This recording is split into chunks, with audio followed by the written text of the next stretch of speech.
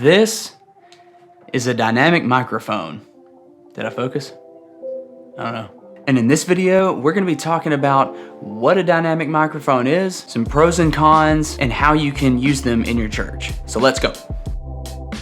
Real quick before we get started, I'm super excited to announce that I'm actually dropping my first ebook about all the basics of running sound. So like the stuff they didn't teach me in college that I feel like they should have. Basically, I've written an ebook that covers just the stuff you need to know to get off the ground. And in an effort to get it into as many hands as possible, the first 100 downloads are gonna be pay what you want with a minimum of like $1 because they had to put something into that blank when I created the download form. So if you need just some quick help with your team, a guide that you can keep on hand in your sound booth that you can pass out to your team. Like if you're a worship leader, download it and share it with your team. That's why I made it. So hit the link in the description and check that out. I hope it blesses you. So on to this. Yay, it focused.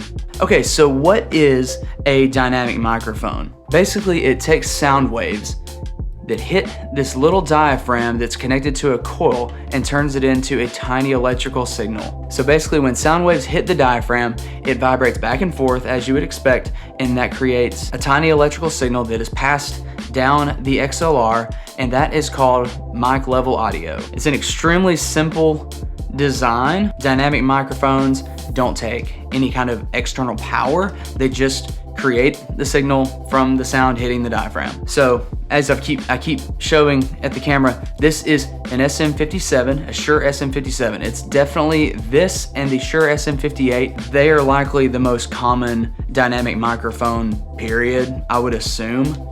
Some other examples are your kick mic, probably. So this is a MicTech PM11. Super cool microphone, honestly. It's pretty much amazing. Sounds really good. But this is a dynamic microphone as well. Works the exact same. It's just a different design. And here's another dynamic microphone, a Sennheiser 421.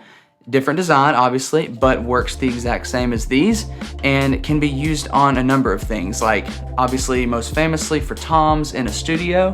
Kind of would probably not be a great idea for live because it's all in the way and kind of massive. Kind of quick name drop here. A good few years back, I was on tour with Cutlass, and James, their guitar player, actually used one of these on his guitar amp and it sounded awesome. So dynamic microphones, super flexible. You can use them on really any source. Some of the other microphones we'll cover are more specific to different sources, but a dynamic microphone honestly can go on anything. Kick drum, snare drum, guitar, bass amp, cabinet, any voice, whatever you want. They can go on anything. So a few pros and cons, I wouldn't call them necessarily pros and cons, I guess, but more just facts about the microphones. They're not nearly as sensitive as some other microphones like condensers, so they take higher sound pressure levels to really create that signal. So you probably have to gain them up higher, and they will have a more limited frequency response,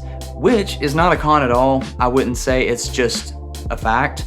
What happens a lot of times, if you want to use a 57 on something, what you get is the bottom end is rolled off just naturally, and the top end actually rolls off a little bit. So you have a more defined sound. It's almost like a built-in low cut and high cut, which is why it sounds really good on electric guitar or a snare drum, things like that, where you don't want just this massive low end destroying the microphone. Dynamic microphones can also handle super high SPLs or sound pressure levels without having any distortion or any issues like that, or damaging the microphone really, which is why they're good on drums and guitars where you may damage other microphones. These things can handle it. So all in all, dynamic microphones in church, super handy because they're very affordable. They're built like tanks. They're gonna last forever. Sometimes there's better sounding options out there in condenser mics, but when it comes to just the sheer practicality of them, dynamic microphones are likely the way to go. So I hope this has been helpful. Just a quick overview of what these things are, how they work, and how you might use them in your church. Let me know what you use, any specific models that you really like in the comments. It'd mean a lot if you hit the link below, check out the new ebook, and I'll see you guys in the next one where we're gonna talk about condenser microphones.